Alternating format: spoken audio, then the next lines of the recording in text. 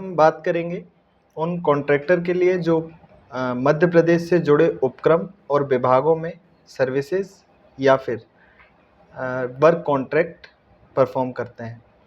तो सबसे पहले हम जान लेते हैं कि एमपीपीडब्ल्यूडी में जो उपक्रम है और विभाग है वो एक सेंट्रलाइज्ड कॉन्ट्रैक्टर का रजिस्ट्रेशन होता है और उसमें वो फिर टेंडर बिड करके काम स्टार्ट कर सकते हैं।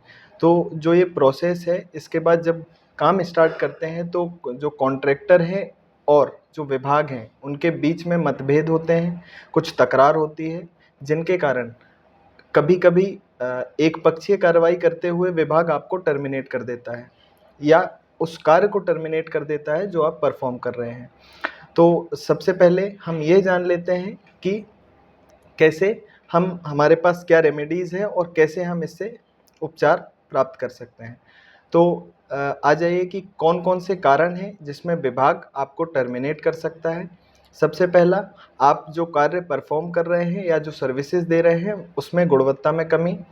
दूसरा, उस जो टाइम लिमिट होती है किसी भी कॉन्ट्रैक्ट में या सर्विसेज प्रोवाइड करने में, उस टाइम लिमिट को एक्सीड कर जाना और इस मात्रा में एक्सीड कर जाना कि वो फिर लिक्विडेशन लिमिट से बाहर चली जाए। इसके अलावा कुछ अनुबंध की शर्तें होती हैं जो जनरल कंडीशन ऑफ कॉन्ट्रैक्ट में दी गई होती हैं, उनके उल्लंघन में भी आपको वो टर्मिनेट कर सकते हैं।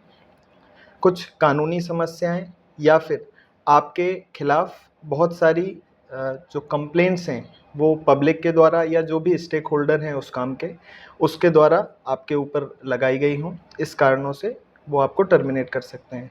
ये बात हो गई कि कौन कौन से कारण हैं जिसमें विभाग आपको टर्मिनेट कर सकता है।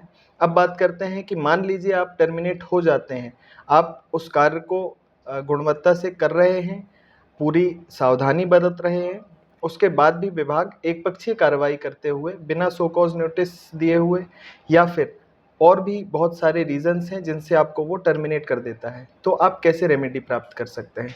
तो मध्य प्रदेश में या किसी भी अन्य राज्य में आर्बिट्रेशन ट्रिब्यूनल, जो कि आर्बिट्रेशन एंड काउंसिलेशन एक्ट के तहत कार्य करता है, यह आपके लिए एक बेहतर और श्रेष्ठ उपाय है। तो कैसे हम आर्बिट्रेशन ट्रिब्यूनल तक पहुंचते हैं। सबसे पहले, जब भी आपके और जो आपके कॉम्पिटेंट अथॉरिटी है उनके बीच में कुछ तकरार हो जाती है, तो आप उनकी एपिलेट अथॉरिटी को लेटर लिखते हैं जिसमें आप अपने लिए समस्या और उसका उपचार की आशा करते हैं। मान लीजिए वो आपको उत्तर नहीं देते हैं या उपचार नहीं कर पाते हैं, तो फिर आप फाइनल अथॉरिटी के पास जाते हैं, उनको आप पत्राचार के माध्यम से बताते हैं कि क्या समस्याएं हैं और क्या उपचार आपको चाहिए। मान लीजिए वो भी आपको रिप्लाई नहीं देते हैं एक तय समय सीमा में, या फिर आपके जो समस्याएं हैं उनको नहीं सुलझा पाते हैं, तो आप direct arbitration and conciliation act के तहत आर्बिट्रेशन ट्रिब्यूनल में जा सकते हैं। तो यदि आप इन कुछ समस्याओं से जूझ रहे हैं तो नज़दीकी कानूनी सलाहकार के पास जाकर कानूनी सलाह लें या फिर नीचे दिए गए नंबर पर कांटेक्ट करें या फिर ईमेल कर हमें इसकी सूचना दें। Thank you.